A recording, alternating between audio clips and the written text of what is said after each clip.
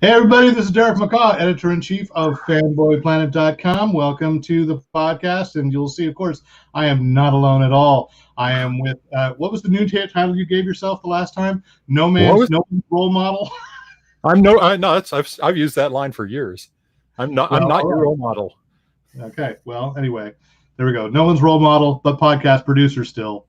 Rick Brett Snyder. And here we go. So yes, welcome people. We got it's a big weekend for fandom for a very, very important reason, and we'll talk about it in a moment. But first of all, of course, if you'd like to join the conversation, if you're watching this live, you can certainly make comments, and I'm going to switch over to the comment banner there just in case. And anyway, you can join the conversation after the fact, elsewhere, during the fact, elsewhere, by writing into editor@fanboyplanet.com. If you've got any comments, compliments, commentary, criticism, please absolutely share that. You can join it on Facebook. You may be watching us on Facebook right now, Twitter, and Instagram, all of it being, there, I'll get that banner up too. No, that's the wrong one. There we go, is following us on @Fanboy Planet. All right, so also anything that we talk about on this podcast that is something you would like to legally purchase for yourself and you cannot find it at your local brick and mortar store, we do have links to bookshop.org and amazon.com on Fanboy Planet, the page, and therefore you can go that way, and we are affiliated so that anything that you purchase that way may generate a bounty. I like that. Generate a bounty for us.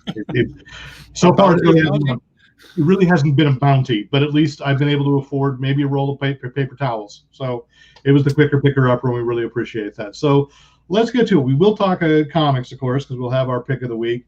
But really, the big thing, of course, is let us talk. I've got a comment already, and I'll bring it up in a moment.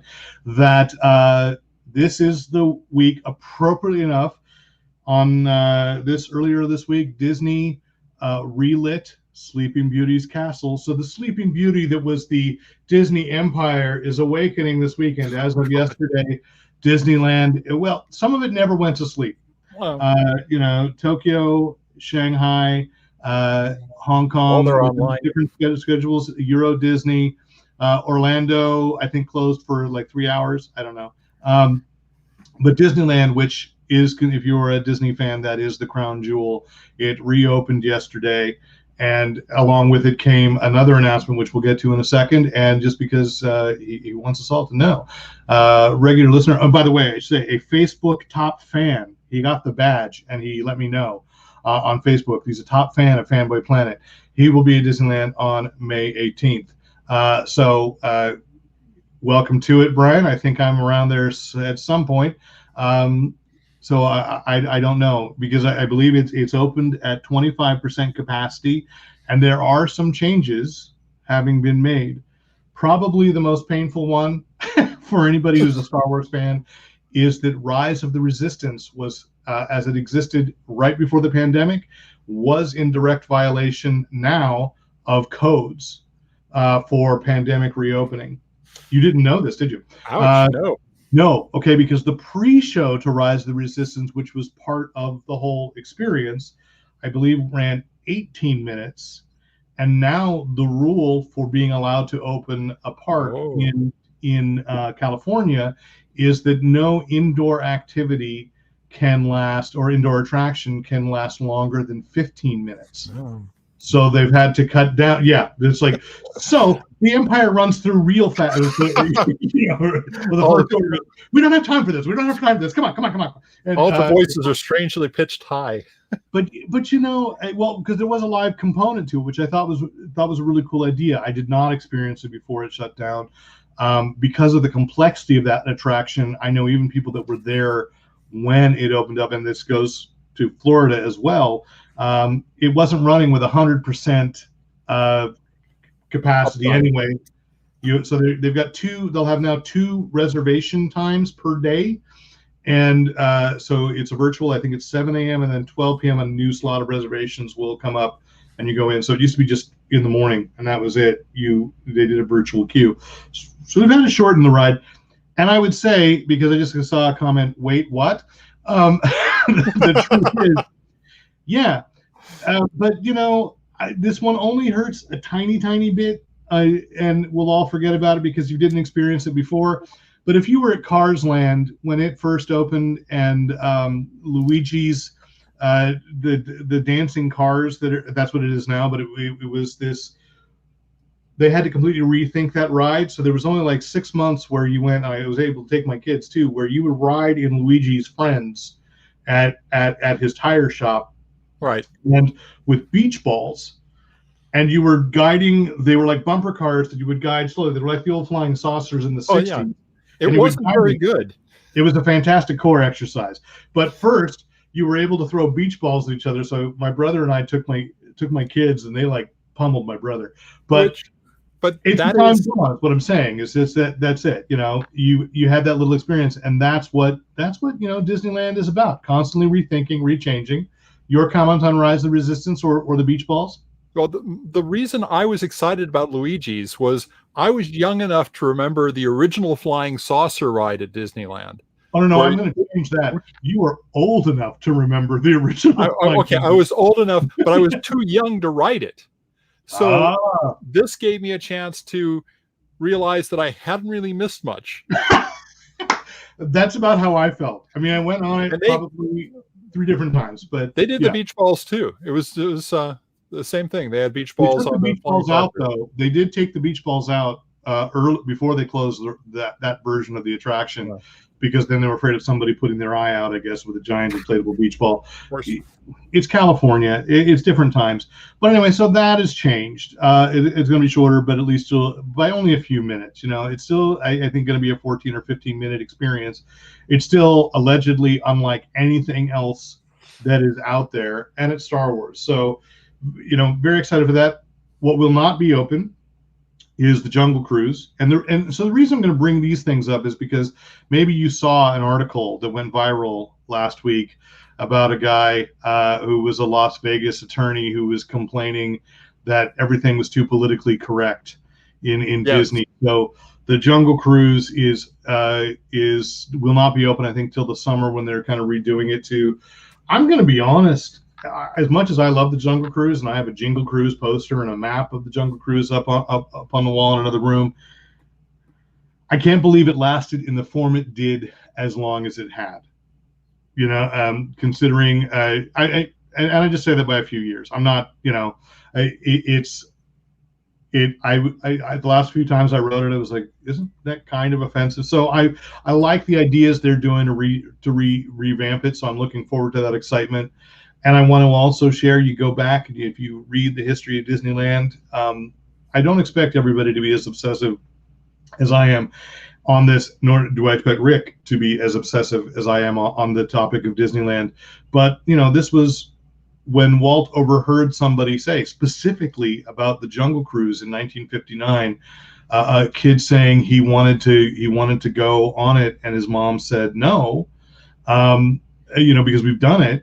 He realized, oh, you've got to constantly be putting little additions in, little changes, as he called it, plussing.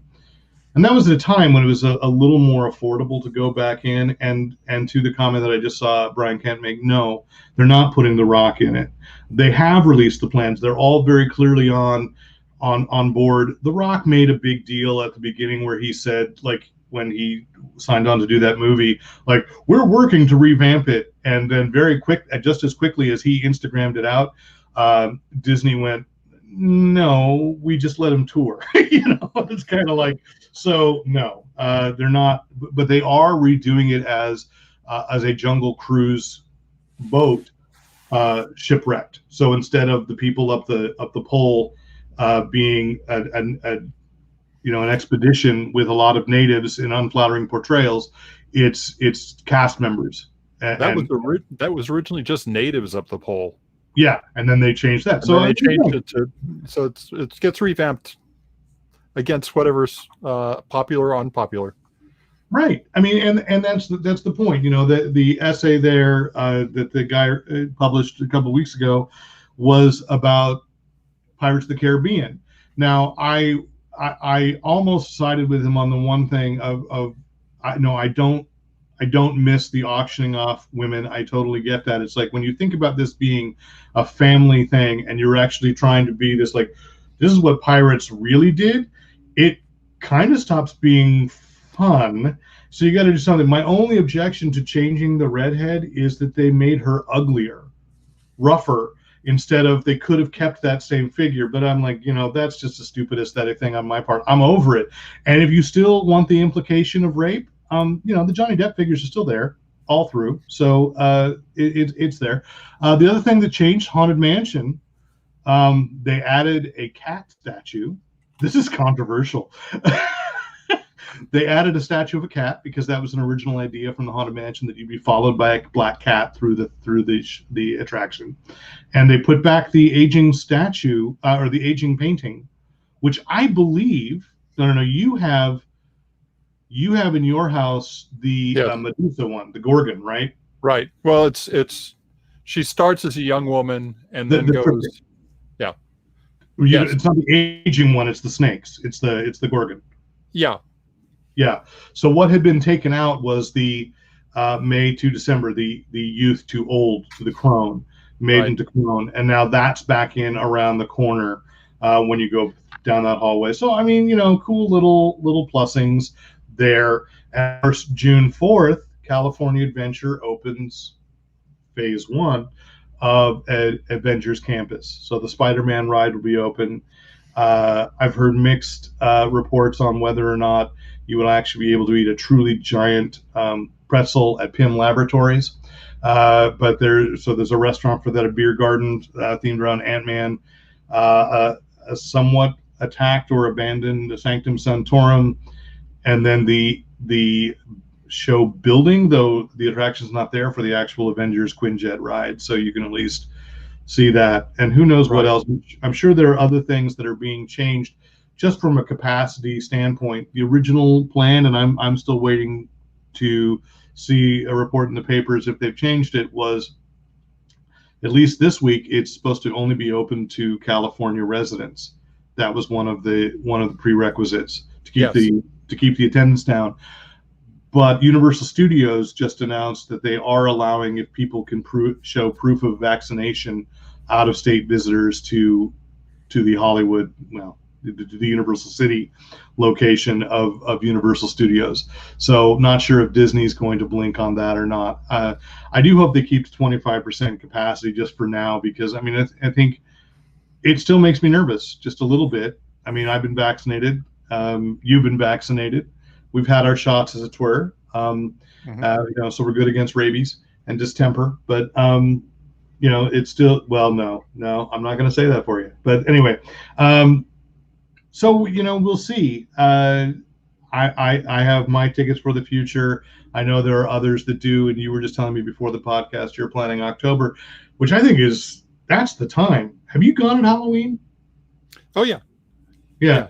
Well, if they offer it, and I don't know that they will, because who knows what's going to happen this year, is I absolutely, as silly as it sounds, recommend that you buy for Mickey's Trick or Treat, the Halloween, because in years past, the plan, what they do is they empty the park out at 4:00, and you have to have the ticket for that extra party. It is an extra ticket, of course, but being able to walk on I think the last 2 years they actually moved it over to Disney California Adventure, but they brought out so many movie villains that they hadn't had in years that it's kind of like, if you're one, I'm not going to name any Jason Salazar's, but if you're one who likes to go and just take selfies like crazy, if you're Insta friendly, as the kids say, I don't think they say that anymore. I think it's all gone away. But anyway, if you are, it will be, it's a great opportunity to get your photo taken with villains and new backdrops.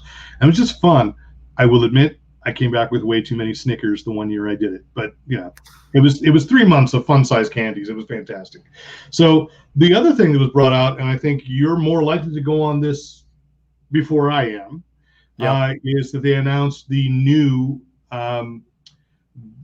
ocean liner. Is that what they call it? Cruise ship, the Disney Wish, and there's like a 35-40 minute announcement video that. There's so much packed with this ship that it's astounding. I mean, it's a theme park in and of itself. But it's an experience that they take the theme park and turn it up to 11 when you're on one of the cruise lines. Everyone there is trapped before. You're trapped. Yes. Yeah. We went on the inaugural cruise of the I think it was the Disney Magic, and I'm so excited about the Disney Wish, all the stuff that they've done. There was so much to do on the original one, and now they've bumped everything up again to 12 or 13 perhaps. Let's not do away with the numbers. They just keep pushing it higher. So the idea, first off, dining looks incredible, and the dining is one of the things nobody talks about that much. But like back in the day, they had a restaurant where you go in and everything's white, and all the drawings on the wall are black line drawings.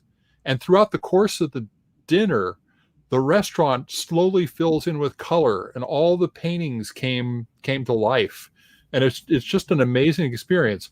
This time, they're going more for dinner theater. So there's like at least one, yeah.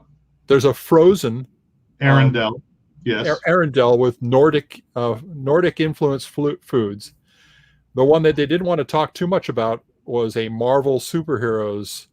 So I want to talk about, yes, there was a concept Photoshop, because there's a little thing on the bottom that says this.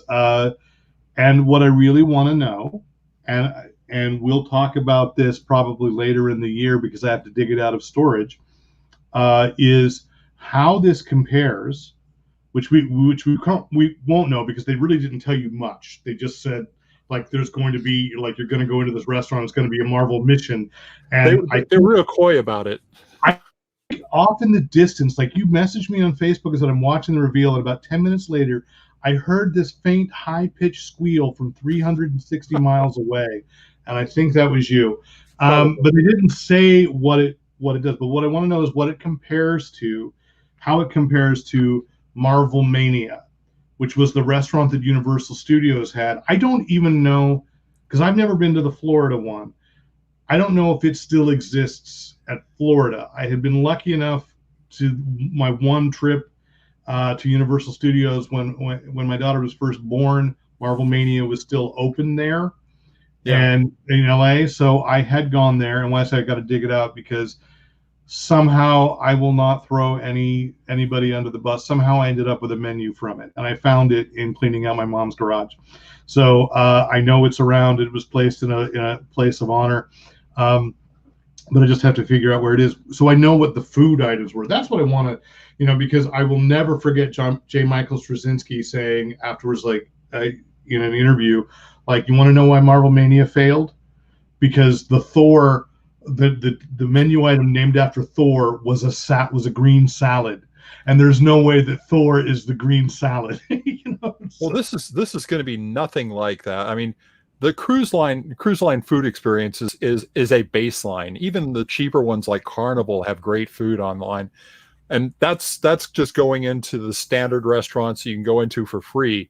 These will no doubt be restaurants you will have to make a reservation for, and it's an additional charge on top of your. Yeah, a couple of them are very clearly announced as premium. Every meal that we had in one of those settings, and we would typically, for the two of us, we'd probably pay $60 or $70 for the meal, but it'd be the equivalent of my going to, like, in New Orleans, going to a very high scale restaurant and dropping $250 for dinner. Which, by the way, amazing. You don't have to go on the high seas if you want that Disney thing. Go to the Napa Rose at the Grand Californian, or that's a $250. The Carthay, but no, the Carthay Circle is good. It's not as expensive. It's not as high level as the Napa Rose. The Carthay Circle is very good as well. Mm-hmm. Yes, but I'm saying, so Disney certainly has.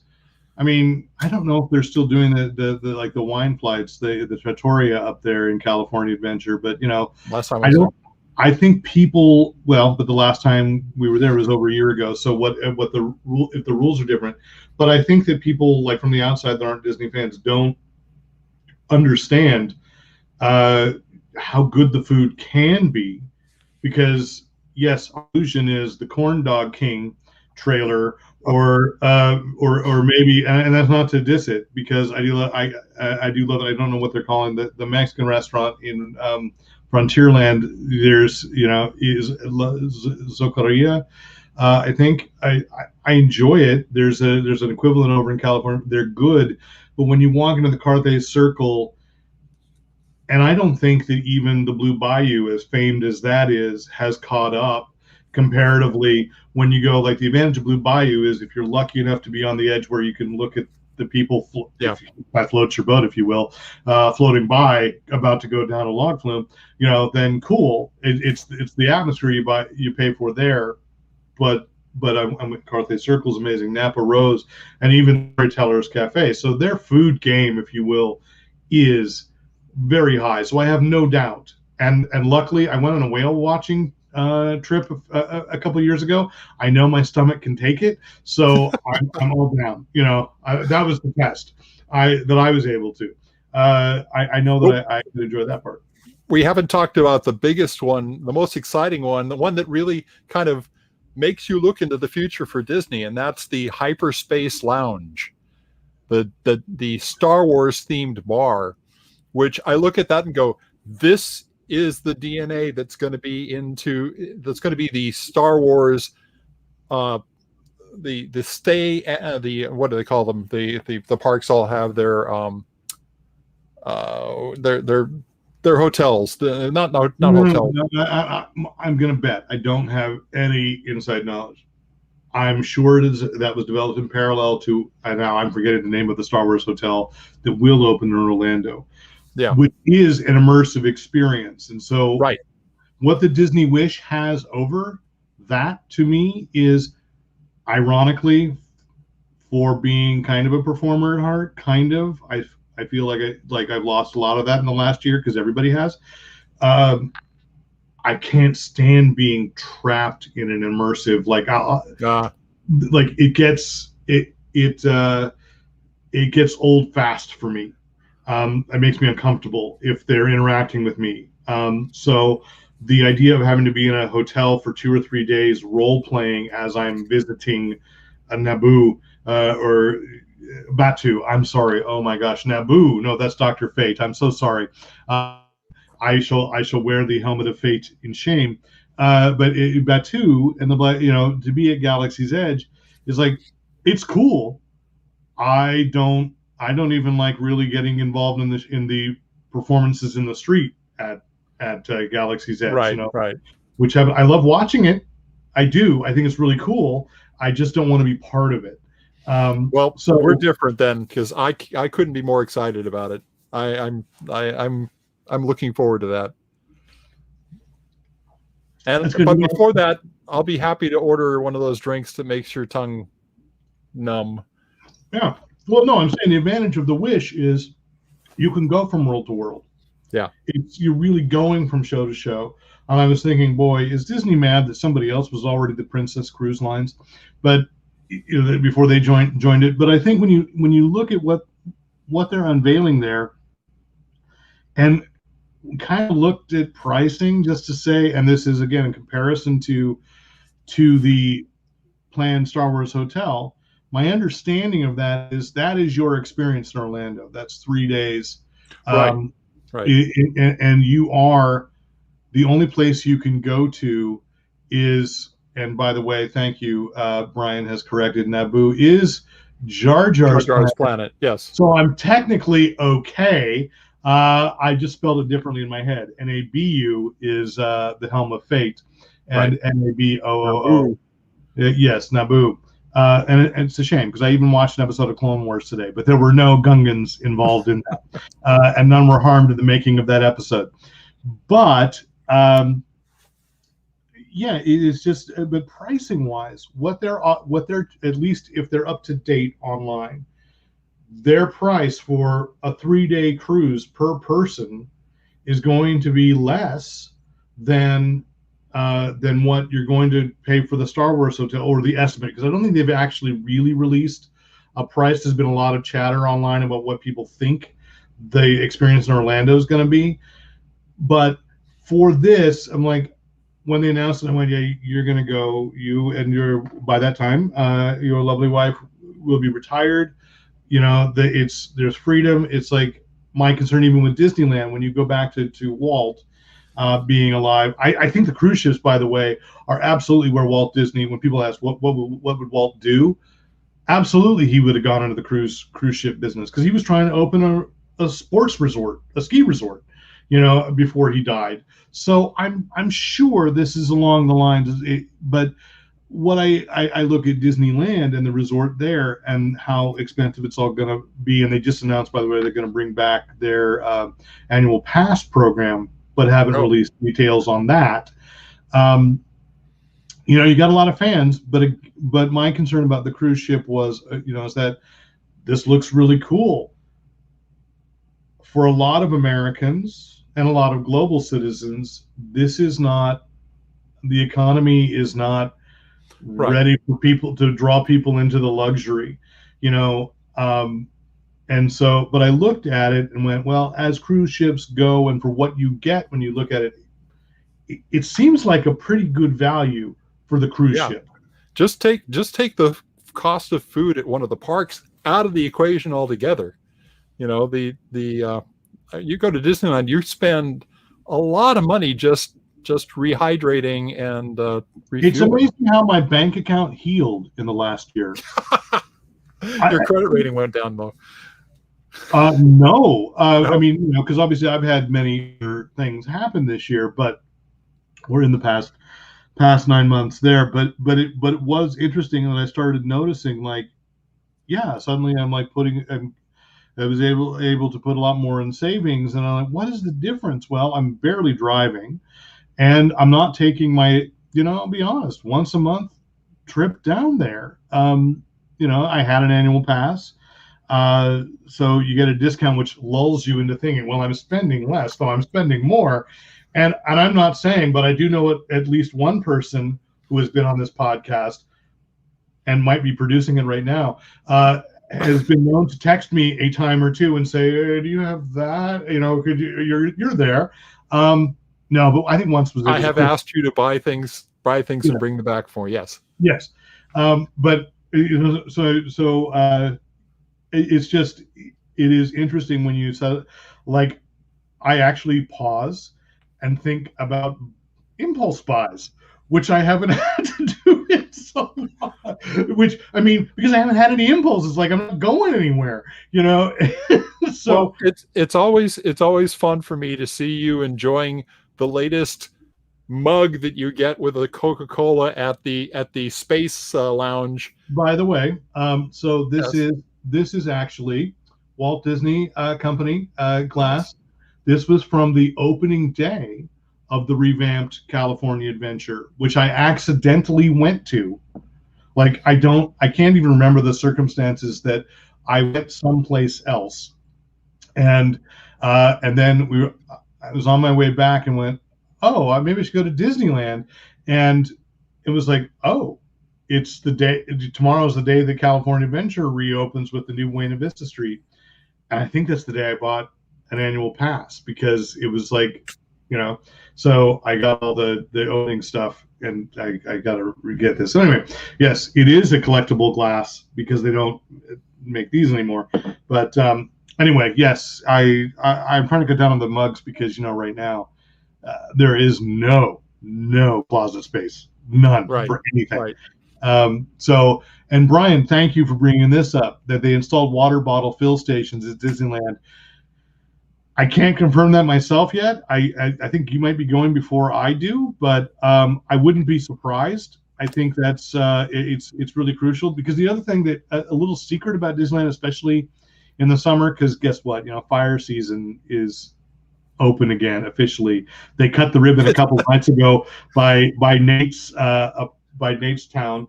I saw a photo in the LA Times that had smoke over this building, and I went, turned to Stanley and said, is that Nate's housing development? And I think it is. So I texted him, he's okay. But they just, anyway, so it's back open. But the secret was that you could go to any restaurant or counter, and ask for ice water.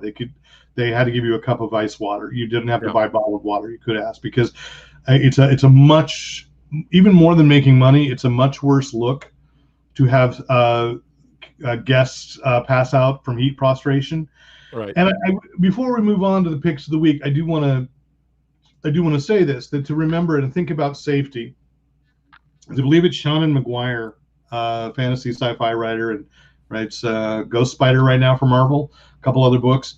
Early on, when Disneyland didn't reopen, and I teased about Florida, but Florida was closed for I think 3 months at the beginning of this pandemic. That she made a really good point, and I'll never forget it. And I've shared it with others that, and this is not an exact quote, but when you realize, and I don't say this is a negative, when you realize that Disney is a corporation designed to take all your money, that's a flippant way to put it, but that's their business model.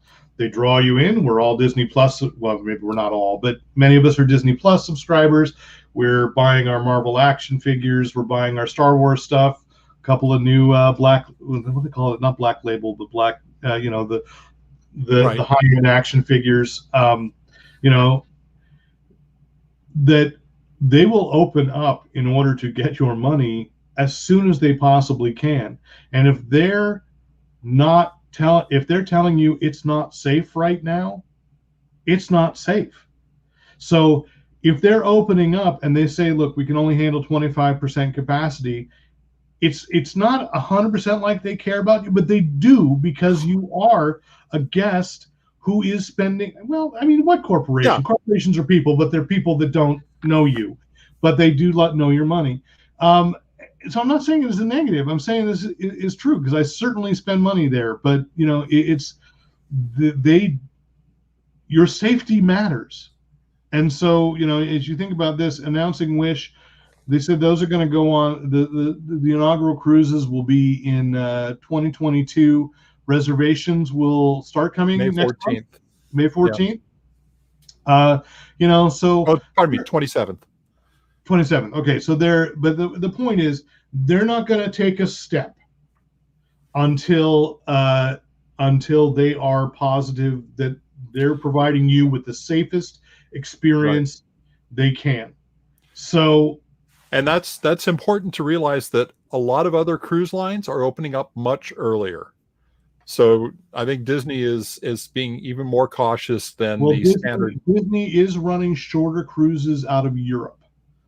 I looked this up. But it's only for the UK, which is odd. Like UK guests, they're like 2-day cruises around. I don't know the details, but I did see that on their site. So, So I just want to say that I'm so glad it's back. I've got my plans. You've got your plans. And in the meantime, I still haven't watched maybe a tenth of what's on the Disney Plus catalog.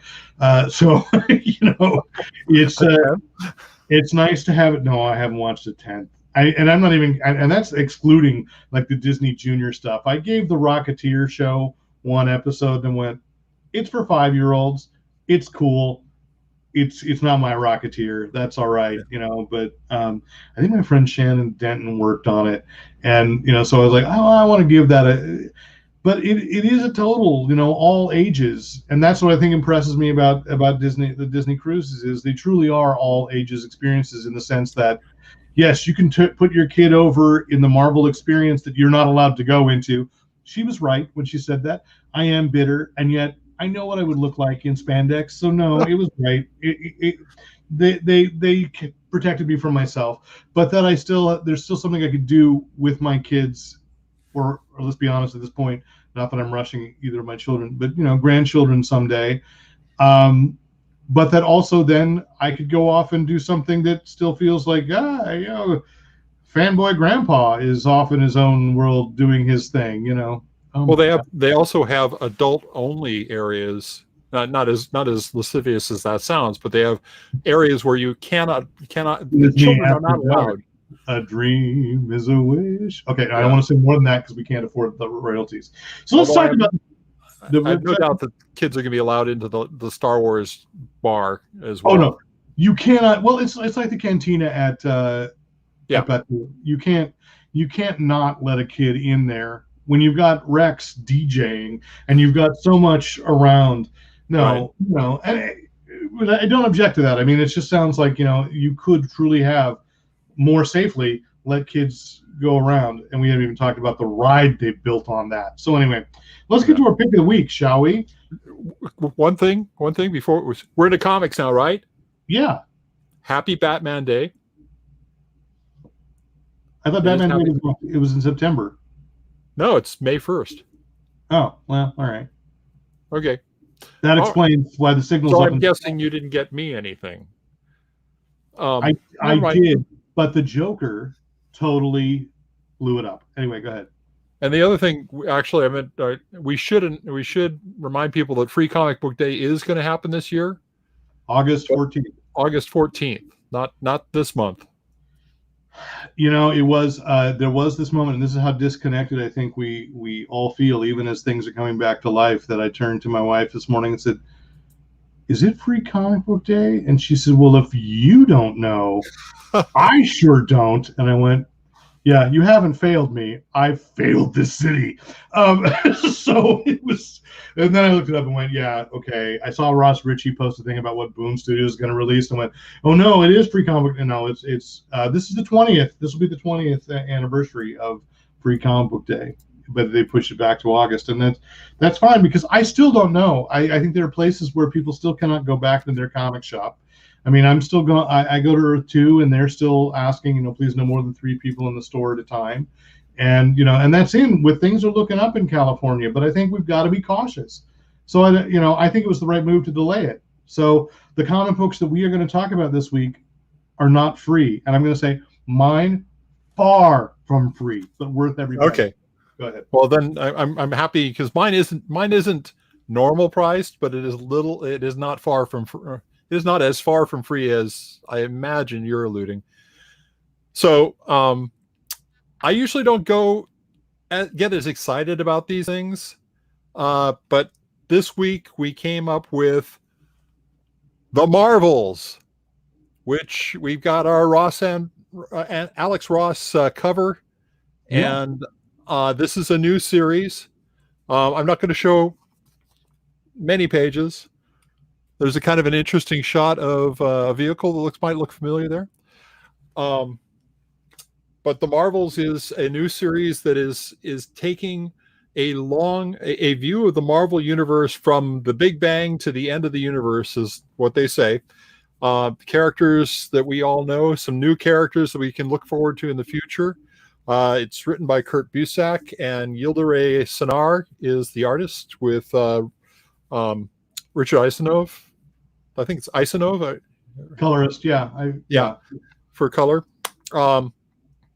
They've got it starts off with kind of a mysterious backstory introducing Lady Lotus, and you get these little vignettes of characters. So you see Reed Richards working for the intelligence agency off in the jungles of an imaginary Seekong, which later we find out it morphs into Sincon, which has a bubble over it that looks kind of like the bubble that covered the Inhumans city. Mm-hmm. And then an attack from outer space, which is not aliens, but Captain America coming in from outer space in just one of the most amazing dive bombing events that I'm not going to spoil it. So is this set in present day? You're saying the history from the Big Bang. And is it part of the Marvel, the Heroes Reborn? I don't think so. I don't think it's anywhere near the Heroes Reborn. It is set all throughout time. So you got stuff taking place in years past. You've got stuff in the near future and stuff in the current. So you have there's a character in it who Kevin Schumer, who is a tour guide in New York who specializes in taking people around to see superheroes, and he's the one who is in that kind of modified Fantastic car.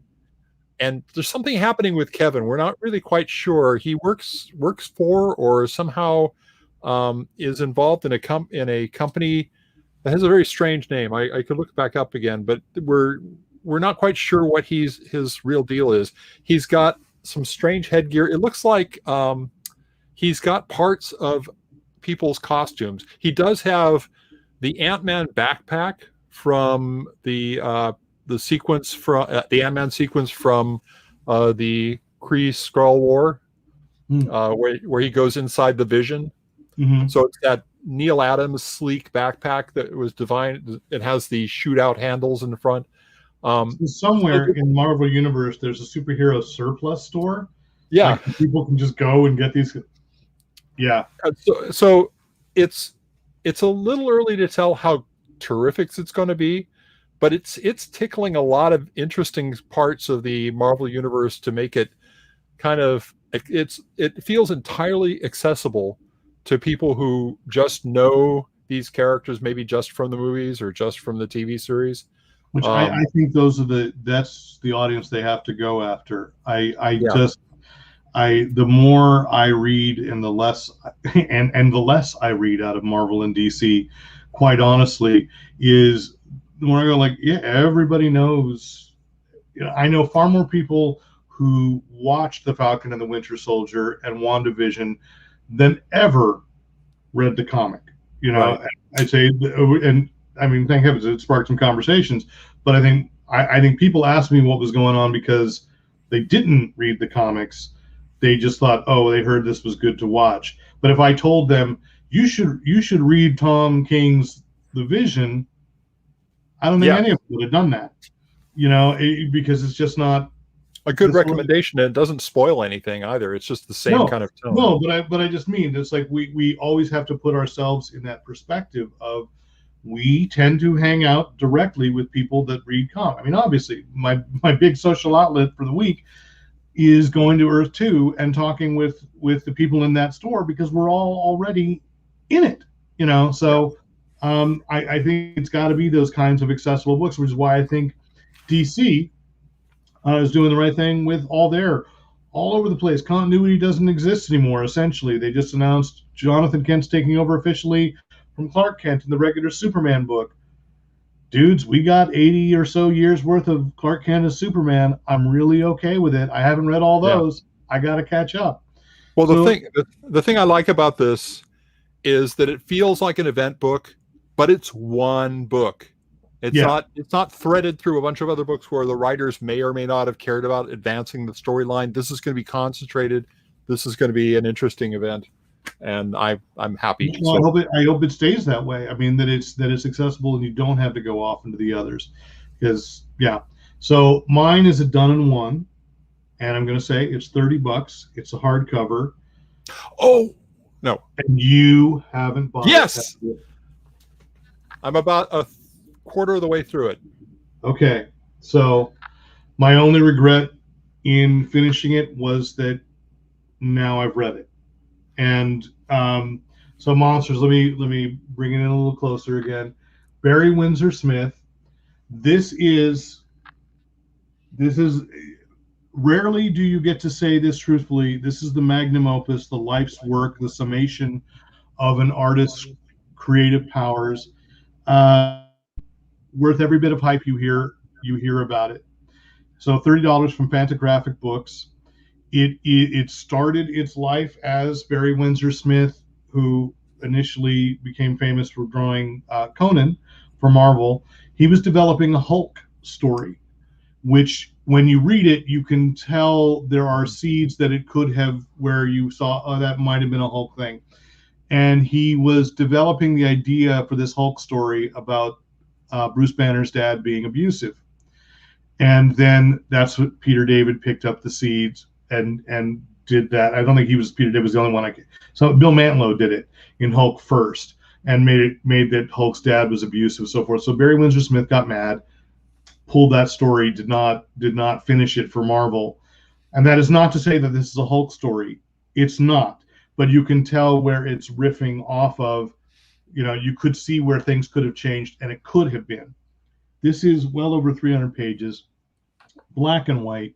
The pen and ink, it is, and I think Barry Windsor-Smith is now 72. This is a story he started working on in like 1981 or 1982, and it's just coming out here in 2021. It is an incredibly gorgeous book about the impact of abuse, the cycle of it. Um, but also, the title is Monsters, even though it's dealing with one monster. The psychological, and if anybody watched the live stream I did last week with Jamal Hemphill about Falcon and the Winter Soldier, and he's one of the co-founders of National Press Comics, and we were talking, maybe it was more offline than on, about how we were talking about The Truth, Red, White, and Black, and how I feel that that's one of the first major superhero comics that actually stopped talking about what if superheroes were real, and more like what if the real world was what happened. They used it to directly comment on history, with Isaiah Bradley saying, like, that if they had the super soldier formula, they wouldn't have injected the white guy first. History has shown us that's true. And we were talking about Operation Paperclip, and there's a show, I don't know if you watched it on Amazon, called Hunters. It's on my list.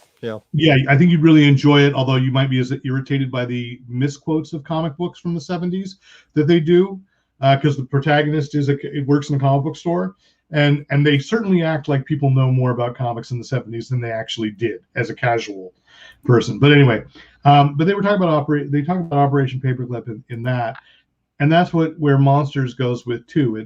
It's tied into Nazi Germany. Or the last days of World War II. The PTSD that came out of that with some soldiers, something far worse than that, but also dealing with the eagerness to get an edge over our foes in the Cold War, and the compromises that our country has done in order to maintain the illusion of a moral superiority. I shouldn't say illusion. For most of us, it was true, but behind the scenes, maybe not. The cost of getting to the rockets was a lot of Nazi scientists got to, free reign to come over but they got us to the moon. So, it's very interesting. I think it goes jumps around in time from 1944 to 1968. It jumps back and forth. There are allusions to famous works of art. There's one in particular that I've never had to say this about a panel before, but I don't want to spoil it. Like, when you recognize what the painting is and the history of the painting, it's like, oh my God, that's a beautiful, beautiful thing. So I'd hoped you had it, and I thought, well, if you chose it too, then we'd have a great conversation as well, as I think we still are. But for people, it's from Fantagraphics. It's hardbound. I'm sure there'll be a paperback down the road, but this is a book that you kind of want to have if you're a collector and you just like to have a really nice copy of something on your shelf. I know I'm going to be looking through it again. I may not reread it anytime soon, but I'm going to be looking through it. Just the beauty of and it turns into epistolary. So even there's a reference. I mean, it becomes almost referential to Frankenstein, and there is Project Prometheus in it. So it's like, it is just a gorgeous book and a beautiful book, and an amazing story. So I call it out now so that people can come back. The Hugo nominations came out a couple of weeks ago, and I think they were solid for graphic novels. I think this is going to be on the list of 5 next year. Two things about this, and yeah, I am purposefully reading this slowly. I'm reading it for about a half an hour every night. One, Windsor-Smith has not lost any of his talent. Windsor-Smith, yeah. His art style has always shined best in strictly pen and ink. Oh, I was thinking that same thing looking through this, is that, like, I remember Rune, from Malibu, from the Ultraverse, and as interesting as Rune was, I've never liked his work as much as when I see it in black and white, because he's doing such amazing things in black and white. It's like watching a black and white movie. They were shooting to make that look the best. He is drawing to make that look the best, and it does. It's astounding. I bought posters of his that were Conan-esque. They weren't Marvel, but they were Conan-esque, and they were always typically like Conan with a whole bunch of birch trees behind him and snow on the ground, and it's all black and white, but it's, you see the depth in it. It's just amazing. The other thing I was going to say was how much this story is amazing when you compare it with one of his breakout works, which was the Weapon X series, the Wolverine Weapon X. Yeah. And the parallels here are very strong as well. Against their will, experimented upon, turned savage, that kind of stuff. The damage that men in power do to those who are perceived not to have power.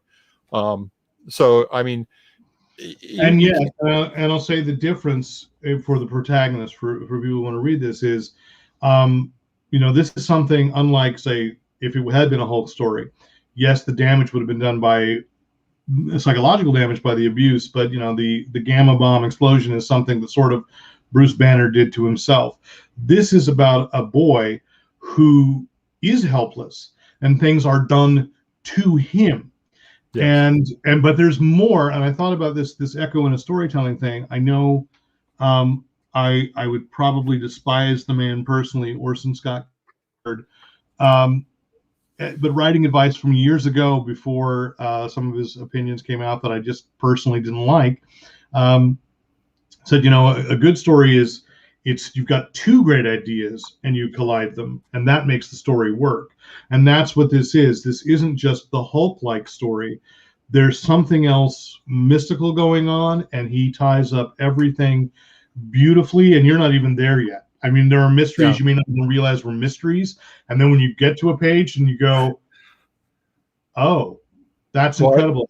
I'm definitely getting a whole Shining thing. Yes, but there's even more, and so I'm just saying this is absolutely worth it. And so anyway, that's one other thing. Technically, from the standpoint of loving book binding and stuff, this is an incredibly well built book. The binding of it, and they chose not to do a dust jacket on it, which I think was a great idea that they didn't. That it's a little more raw. It's a little bit more substantial that way. But you know what, I don't have much in the way of Fantagraphics stuff. I know I have a few, because my favorite thing is Monsters. Connection is from Fantagraphics, but I think I have the paperback. So I don't know if they publish in dust jacket. I think they do this. They, this is their standard. But it's not to take it away. These are beautifully bound books, and the page quality is so. When you look at this, I'm like, okay, I'm only 100 pages in, but it feels like it's more than 100 because these are thick, solid, to hold his and to last. And so this is a book that will warrant revisiting. And so those are our picks this week. And again, if you can't find them in your own shop, my suspicion is a lot of shops have already sold out of Monsters, but I'm sure there are copies around. Bookshop.org. I'll set up a link when we get this live on Fanboy Planet. Bookshop.org and or Amazon. If you cannot find it at your local brick and mortar store, the same. I guess the Marvels, you should be able to find it at your comic book shop. So let's see where that goes. So thank you. We're going to wrap this up. It's been a little longer than I thought we would, but that's okay. And I do want to say that we will return next week with the next episode of the podcast. I don't want to yet announce the guest on this, but it's somebody that Rick and I have spoken with before. We've got the tentative. Yes, he can do it. And we're going to be talking about some stuff that Rick and I both hold near and dear to our heart, and clearly he does as well. So come back next week. I think it's a conversation we've probably both had on Facebook several times with him in the last year, and bits and pieces of it, and now it gets to be publicly boom because there's a couple of great projects on the horizon from him. I hope that's a tease enough to bring you back. All right. So anyway, once again, if you'd like to join the conversation, you can not just follow us on Facebook, Twitter, and Instagram at Fanboy Planet, but you can write in with any compliments, commentary, criticism, anything you think you got a question. And I really appreciate Brian making comments throughout and watching this live. You can always ask us questions after the fact as well at editor@fanboyplanet.com. I know what's happening. We still didn't rehearse this ending, so here we go. We're going to try it. I'm Derek McCaw, editor-in-chief of fanboyplanet.com. And I'm Rick Brett Snyder, reminding you to use your powers only for good. We don't do the only part anymore. We don't. Let's do this again. Use your powers for good. It doesn't have to be only for good. Just try.